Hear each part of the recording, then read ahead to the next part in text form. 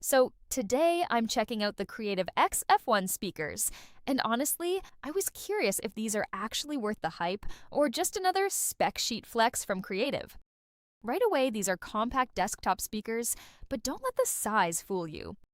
You're getting a 2.0 bi-amplified setup pushing around 72 watts RMS, which is pretty serious for something this small. The sound is clean, and there's a noticeable separation between highs and lows, especially when you're listening at medium volume. One of the big highlights here is connectivity.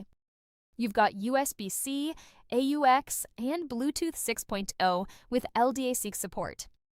So if you've got a decent Android phone or a PC setup, you can actually get near high-res wireless audio, which is a nice bonus at this price range.